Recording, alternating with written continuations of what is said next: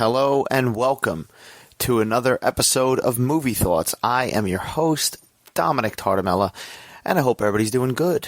What's coming out this week? Well, first of all, the big one is Guardians of the Galaxy Volume 3, right? The third and quotation marks final chapter of the Guardians of the Galaxy trilogy. You know, we've obviously delved into their story in the other Marvel movies and where we last saw them, you know, Gamora's not Gamora, and yeah, some shit going on, right? We actually saw them in the last Thor a little bit, so we got like a glimpse of them in there, but whatever. We're not going to talk about Guardians, because you know why? On the day I'm seeing Guardians, which will be Thursday, it's May 4th. And you know what fucking May 4th is, right? You see the segue I just did there? You see, that's why you listen to this podcast. That's right. It's fucking Star Wars Day. So I won't technically be watching Star Wars on Star Wars Day. I'm getting married this weekend as well, so I probably, I don't know if I could fit a marathon in. Maybe today. I don't know. But I did see Star Wars, or rewatch Star Wars to some capacity, because I did go and check out the 40th anniversary screening of Return of the Jedi. That's right, Return of the Jedi, the classic third chapter. And as we're talking to Guardians of the Galaxy, third chapter, the trilogy, Return of the Jedi is the original third chapter of the Star Wars saga at the time when they were still called Star Wars. Was the first movie, as I've said. Then there was Empire Strikes Back, and then there was Return of the Jedi. Of course, the episode numbers were there in the opening crawl, but they weren't emphasized as much as they are now, right? Now it's all about the fucking episode numbers. Not really, I guess. You know, it's funny the way the marketing has changed over the years for Star Wars, because, like I said, when the original movies came out, you had just those titles. Then when the prequels came out, then there was the big emphasis on Episode 1, The Phantom Menace, right? Episode 2, Attack of the Clones. Episode 3, Revenge of the Sith. And then when the sequel movies came out, the emphasis was back on the title. You know, it really wasn't, the selling point of the episode number. I think when the prequels came out, it was different because that was the first time in years that we hadn't have Star Wars, and you were selling it on the fact that you're finally getting Anakin's story, right? Because there were years and years and years of rumors and George Lucas saying, yeah, you know, this is how fucking Anakin became Darth Vader and this and that. But to finally see it, that was a selling point. Now, at some point, I am going to be delving into Star Wars in a future episode. I've been toying around with the idea because I love Star Wars. I think, you know, having this podcast now, I think we're in episode 51. Woo, celebration. But I want to do some kind of Star Wars deep dive. You know, I think I've talked about it a little bit here and there. This is not that episode, however. This is strictly Return of the Jedi. I'd like to I think maybe I'm going to do an episode focusing on each trilogy. Each episode will focus on the prequel trilogy, the sequel trilogy, the original trilogy, and I'll just go down the rabbit hole with that. And I'm going to give you a taste today. But that taste is going to be centered mostly around Return of the Jedi. Now, Return of the fucking Jedi, 1983. Shit, I wasn't even born yet. Full disclosure, I've said it on the podcast before, I'm born in 88. So that's where my time is. I'll delve a little bit about Star Wars and come into it, as I've talked about in past episodes as well. I got into Star Wars in 97 when the re-releases came. Now, my parents weren't fans of Star Wars. I just kind of saw the trailers and was like, ooh, I want to watch those movies. And I watched those movies. Now, my mother took me to rent them. I think I know for a fact I rented A New Hope first, which is the way to go. Then I think, I don't know, I always feel like I saw Return of the Jedi second. I could be mashing things in my brain, but I think like I was at a cousin's house and he had rented all of them too. And he had Return of the Jedi, and I somehow watched Return of the Jedi maybe before I watched Empire Strikes Back, which it's possible. I mean, at that point, the lore of Star Wars had already seeped into my brain. I knew the whole Darth Vader was Anakin thing. That's the one thing that was kind of robbed as a Star Wars fan, robbed of. was that I really don't think I ever saw that and was like, shocked by it because I had the knowledge and stuff like that. But whatever. Return of the Jedi, the classic Star Wars film. Now, when you go to best, pound for pound best Star Wars movie, and I don't want to get into the whole fucking discussion of the prequels, the sequels, what's better. But when you go to the best Star Wars movies or the best Star Wars movie, it is usually The Empire Strikes Back, right? It's usually the original middle piece of that trilogy. It's just the perfect Star Wars movie, right? You get plenty of Luke, you get plenty of Han, you get plenty of Leia, you get the introduction of Yoda, you get the classic fucking shocking line, as I said, Luke, better yet, because it's been corrected, right? It's no, I am your father, right?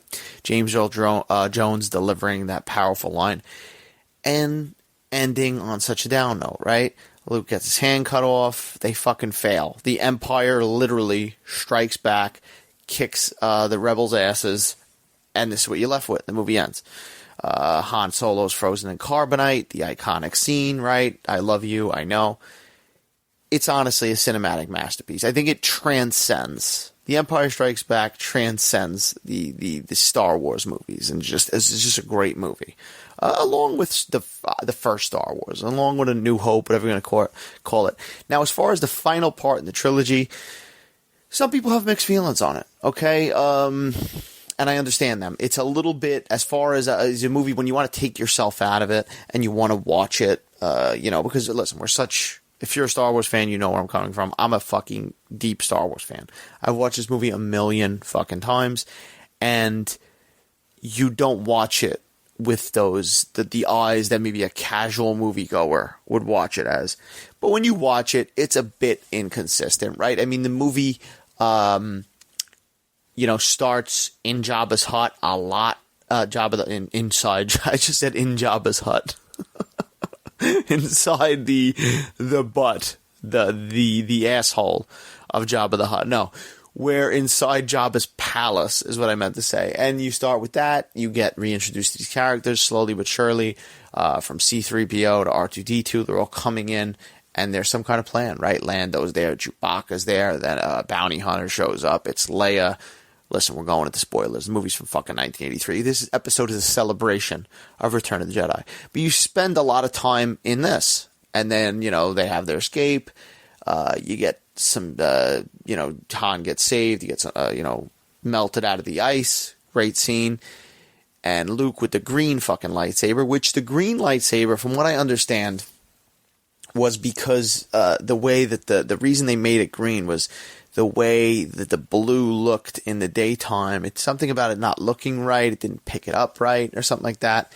It was maybe too blurry, or with the daylight sun on it. It just didn't work. But I'm glad it didn't work, because the fucking green sabers, not only did they become a part of the lore, and they're in the prequels and all the Star Wars stuff, all the different colored sabers, but like Luke Skywalker to me is always going to be fucking Luke Skywalker, Jedi Knight, green lightsaber, black wardrobe. That's the iconic peak Luke Skywalker, right? The Empire Strikes Back Luke Skywalker's pretty fucking cool too. He's there. He's got the blue lightsaber. He's wearing that like fucking khaki jumpsuit. He gets his hand cut off. But iconic Luke Skywalker we all know and remember, right? The Luke Skywalker that fucking popped up in Mandalorian at the end of season 2 and fucking came and was like, hey, I'm going to fucking take Grogu. Peace. That fucking, listen, I'll be honest with you. I'll admit it as a man, right? That season finale of The Mandalorian, when Luke popped up, I got choked up. I got teary-eyed. Because just the music and him coming is like, it's Luke Skywalker. He's basically coming to rescue you. That's what you feel like. He's coming to rescue you from your fucking dead-end job that you hate. So if you didn't get emotional at that and you grew up with Star Wars, then I don't know what to tell you, because that's our fucking dude. And, some people didn't like the direction the sequels went in, but in Return of the Jedi, he is in peak, Luke Skywalker, fucking the superhero, right? Doing flips, killing everybody. You get Boba Fett getting knocked into the fucking Sarlacc pit by Han Solo. And Boba Fett was so cool looking. that he just became this cult character. That this is why we have Book of Boba Fett and stuff like that, because of years of people fantasizing, and then later authors writing, books and comics and awesome action figures being created about this character that essentially looked cool, right? That's what he's based upon when you really go back to it, and that's why the myth grew of Boba Fett. But yeah, the movie, listen, when you take you watch it with critical eyes, it's got its ups and downs, right? The latter half of the movie, you got the Ewoks, love them or hate them. I went through my phases. Like when I was younger, the Ewoks never bothered me. I think as I got a little older, I was kind of like, they're a little cheesy. It's a little cheesy. It's basically little fucking teddy bears, bringing down the Emperor. We've all said it, right? But now as an adult and stuff like that, I appreciate it. I like it. I think the Ewoks are cute. I think they're funny. My fiance loves the fucking Ewoks. I'm staring right now, actually, at a Build-A-Bear Ewok right now. Because this is the Return of the Jedi episode, I'm going to walk over and get this because I just have to, at least. This is not the first time that I've played with toys on this podcast. I've played with an Indiana Jones Harrison Ford voice toy, but like this, I'm looking at this Ewok, this Build-A-Bear, and listen to this fucking thing. Hey, hang on, let's get this down. Where is it? Here we go. Yup. Yup.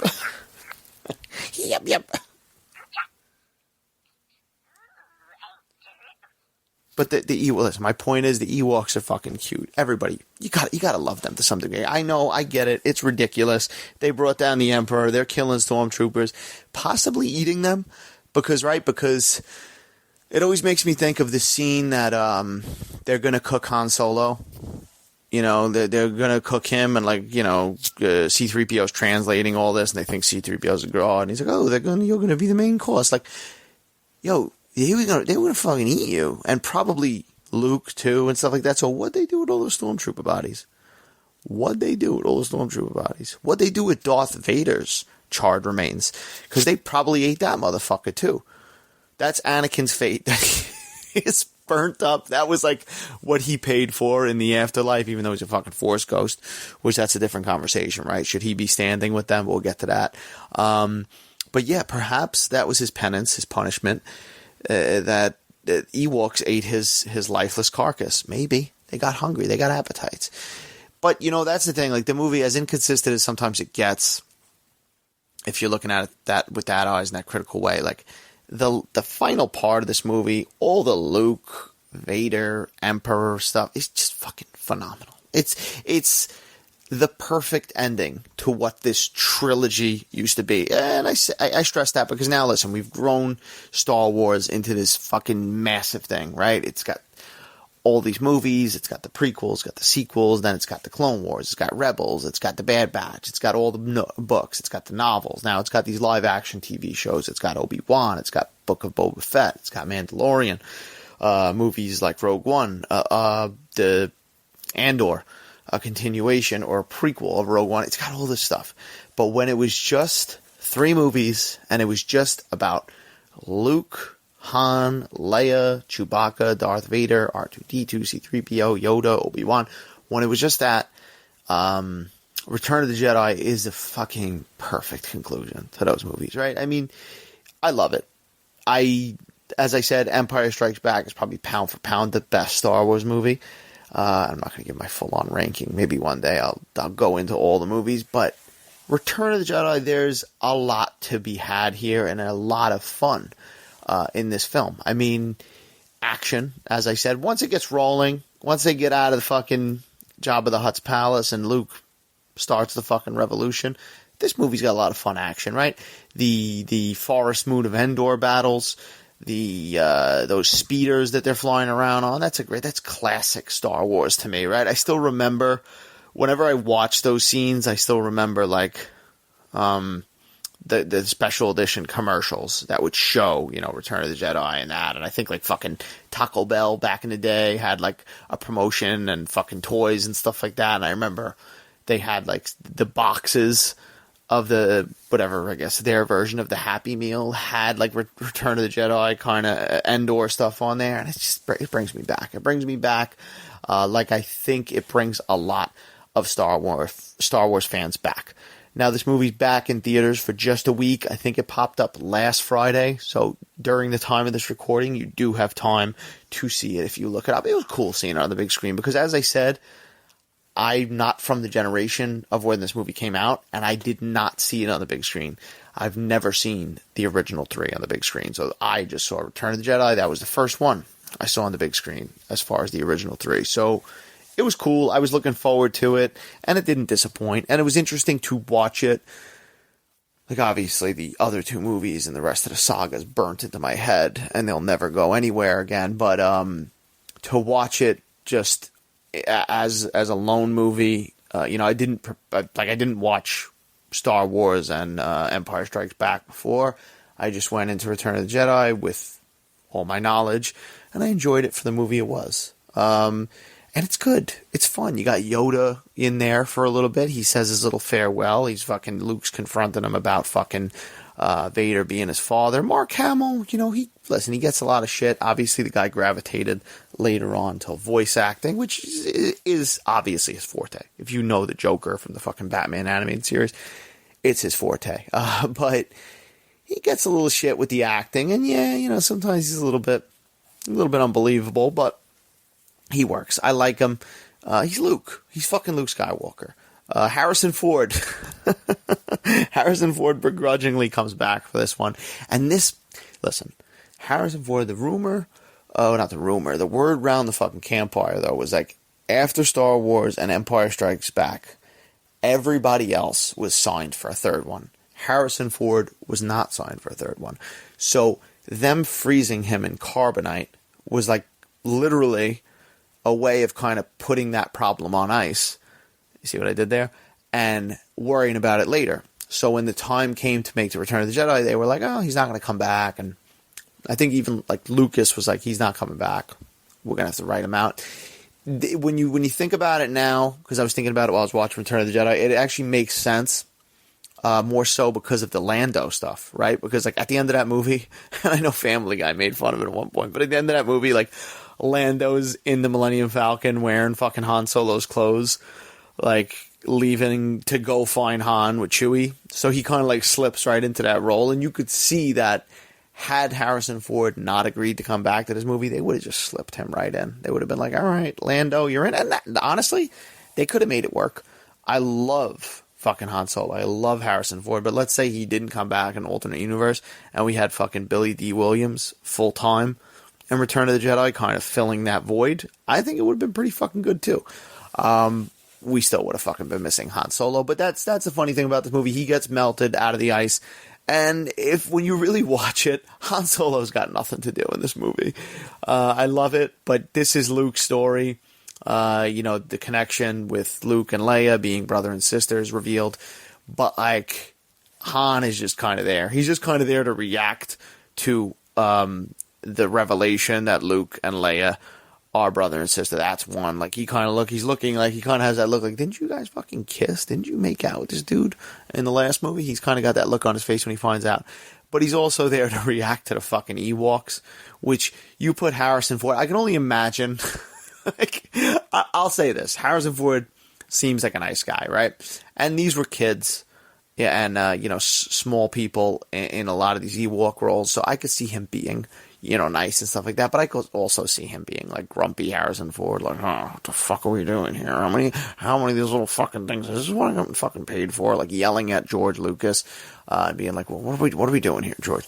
And also, one of the actors, a notable actor I've probably talked about, Warwick Davis, plays one of Wicket, who's I'm looking at the fucking Build-A-Bear right now, and he's known, for doing Leprechaun, the horror movie series, and he's great. He's in a bunch of other shit. He's in Willow. He was just in that Willow reboot thing that I didn't watch, but he's great. This is one of his first roles. He was like a young kid at the time, and he's probably having a ball. But yeah, fun times. Carrie Fisher doing her thing. Fun. I mean, listen, Carrie Fisher in the bikini in the beginning of the movie. I mean, who didn't have that nerd fantasy, right? I got a tattoo that I'm looking down, and it is Carrie Fisher in the slave outfit, the slave Leia outfit. I'm gonna fucking talk. I'm gonna say something, right? Because I'm not one to sit here and be like, fuck Disney. I like Disney for the most part. They've given us a lot of Star Wars.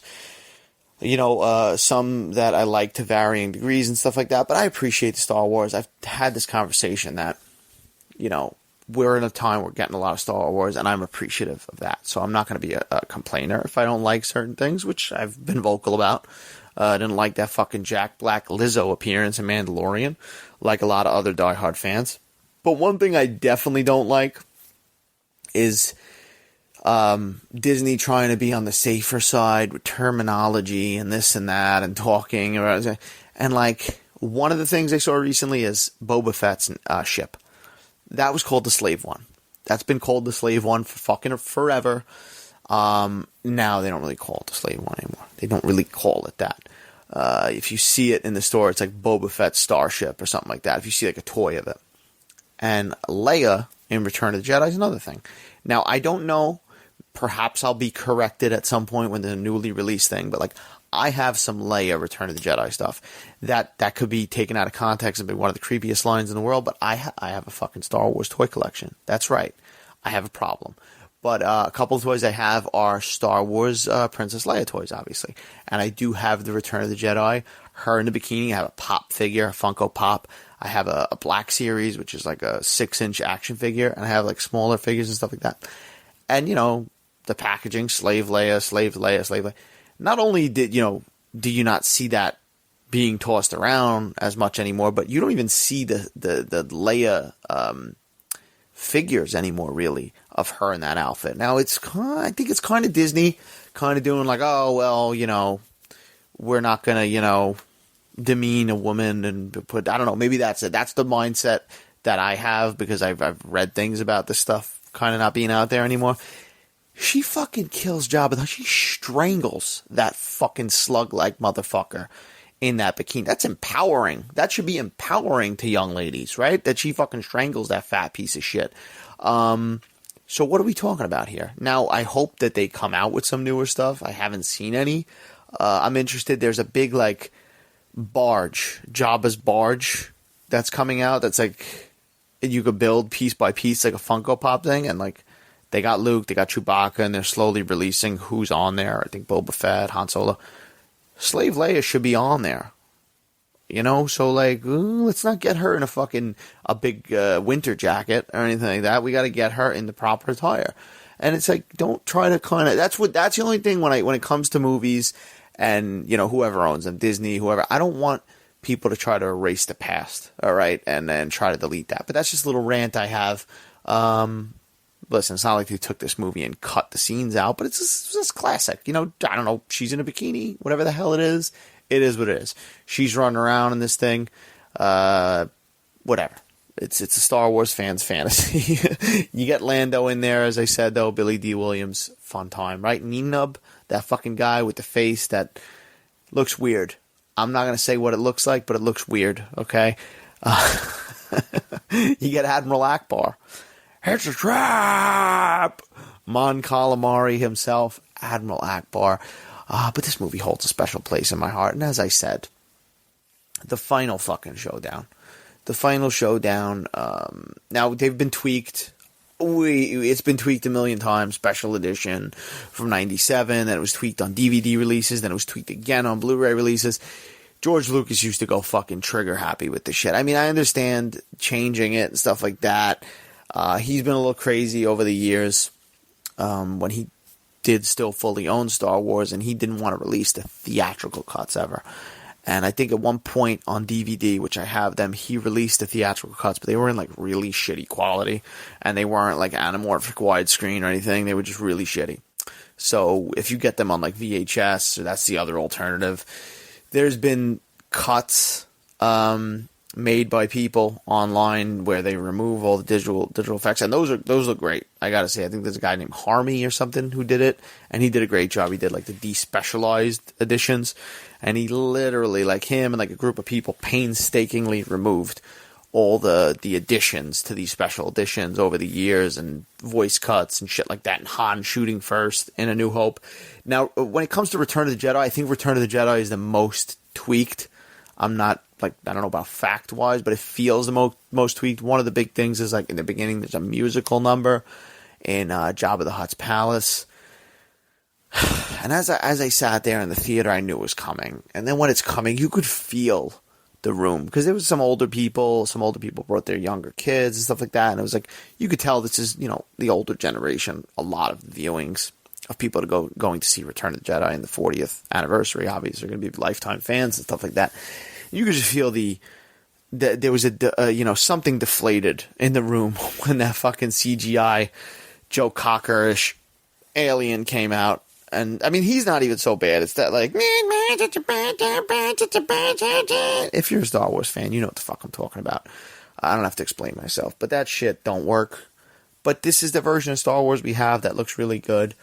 And I'll get through the minute, you know, and I'll get to the rest of the movie. And, you know, it all works. Then there was some of the additions of, adding sound to Darth Vader going, no. Is it necessary? Definitely not. It is what it is. Like I said, it doesn't take me out of the movie. I mean, should it be there? Probably not. Just fucking leave it. Some things I understand. Like, he took the original actor that was under the helmet when he removed the Darth Vader helmet. I'm forgetting the guy's name, but and he removed his eyebrows because Anakin was burnt. He didn't replace him with Hayden Christensen, although in the final scene.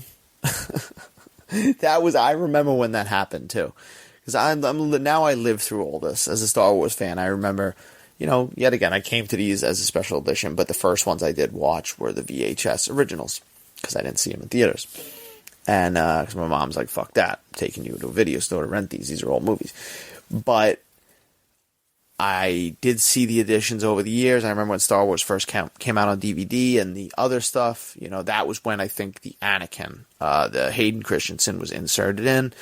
And a lot of people listen. Now there's been a kind of renaissance for Hayden Christensen. People like him again. People appreciate him. They know that he got treated too harshly. He came back for the Obi-Wan show. He was great in that. And I like Hayden Christensen. Like, listen, his acting is the worst in episode 2, if anything, and a lot of it might not even be his acting. It might just be the fucking George Lucas dialogue, to be honest, because let's face it, George Lucas is not the greatest at writing dialogue. So, I don't hate him. I remember when they replaced the Force Ghost at the end of Return of the Jedi, though, and seeing that for the first time, I was like, it's like one part is like, all right, the connective tissue, I get it. It feels better overall seeing Hayden Christensen, but like, Obi-Wan didn't get young. Yoda didn't get young. Now, George Lucas has said over the years, like, it's because, you know, Anakin truly died when he was younger. So that's, like, his last self. But I don't know. It feels, listen, it's always going to feel a little weird. As far as when you're watching all the movies back to back and you start with the prequels and you rip through them like that, it feels a little bit better like that. But watching Return of the Jedi in this way again, just in the solo one shot in the movie theater, it was like, all right, I wish the option was there. You know, years ago, for the 20th anniversary of E.T., Steven Spielberg did the same thing. He released E.T. with enhanced visual effects and deleted footage and CGI'd E.T. reactions, stuff like that. And, like, I saw it in theaters. I was a big E.T. fan, and it was like, all right, it was cool. It was fine. There's a couple of deleted scenes that were cool to see and stuff like that. There's one scene in particular that takes place in the bathtub, and they really couldn't get the effect working back in the day, so the CGI actually helped it. But one thing Steven Spielberg did was that when the movie came out on DVD, he released it with the original version. And then, like, as the years went on after the 20th anniversary, he started realizing, like, you know what? I shouldn't have fucking tinkered with this. And he has kind of went back, and now the main version that he shows, as should be, is the original version. You know, every subsequent Blu-ray, 4K, whatever DVD release afterwards has been the theatrical 1982 version.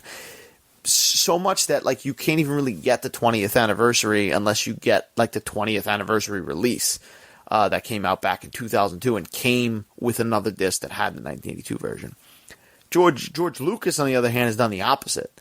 He was like, fuck you, here's the shitty copies if you want them, I'm never restoring it, blah, blah. And then when he sold it to Disney, there's gotta be, because I know people, like, one of the main things, like, oh, when Disney first bought it, I remember people being like, oh, maybe we'll get the original cuts of Star Wars.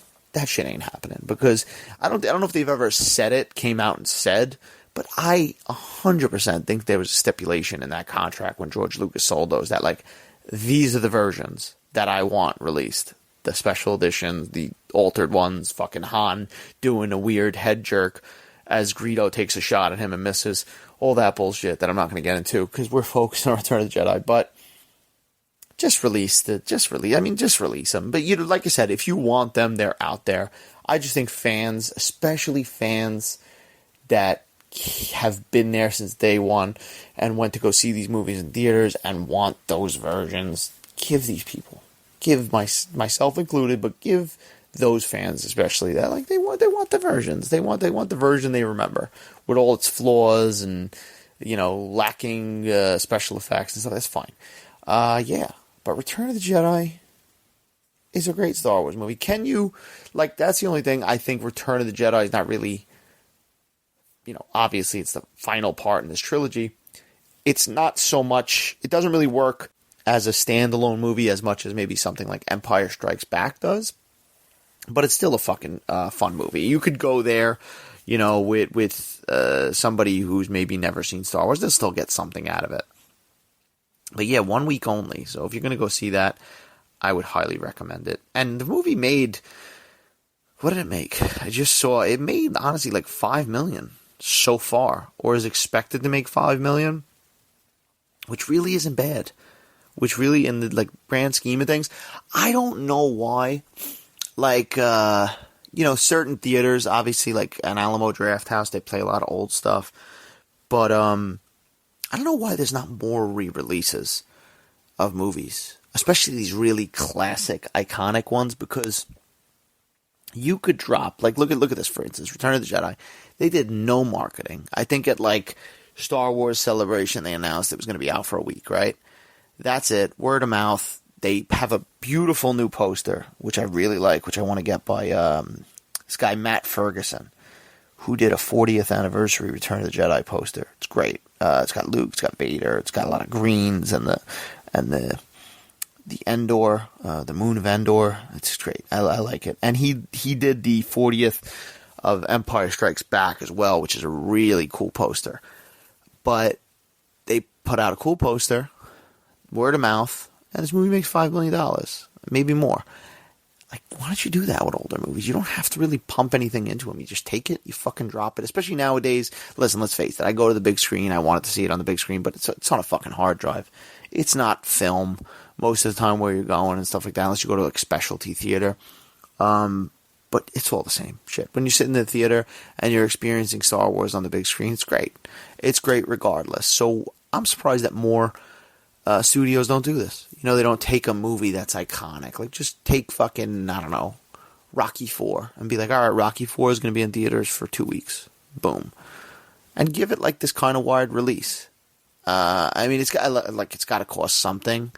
I'm sure it's not free to do, but in the world of, like, you know, movies not doing great and, like, you know, you needing to do a sequel or stuff like that, re-release movies. I mean, fucking anniversaries especially, re-release them for a week, 2 weeks, whatever, a month.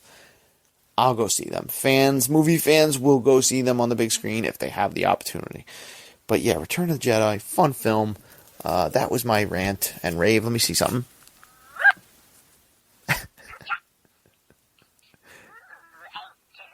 Wait, I'm waiting for woo-ha. Hold on.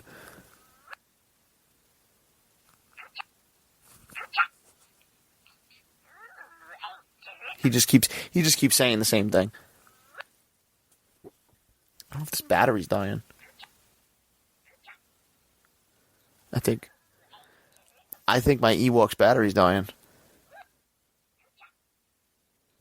I'm in trouble here. I gotta break the news to my fiance. But yeah, I guess I'm gonna end on that note. Guys. If this is the first time you listen to the podcast, thank you for listening. This is how it goes. Check out the other episodes. Do a little bit of everything, right? Last episode, for episode 50, I talked about Zack Snyder's Justice League trilogy. Delved into that because a new Flash movie's coming up and I got in the mood. So I talked about that. What else? I talked about the new Evil Dead a couple episodes ago. What else came out? I don't know. I see mostly everything. This week I'll be seeing Guardians, so that'll be up probably Thursday night at some point after I see that movie, and then maybe I'll slide in an episode or two, but then I'm going to be away next week, so I'm going to take a little break. But yeah, check out the other episodes. Check me out on Instagram, TikTok, and Twitter at Dom Solo Reels. Like and subscribe if you like what you hear, and have a good night.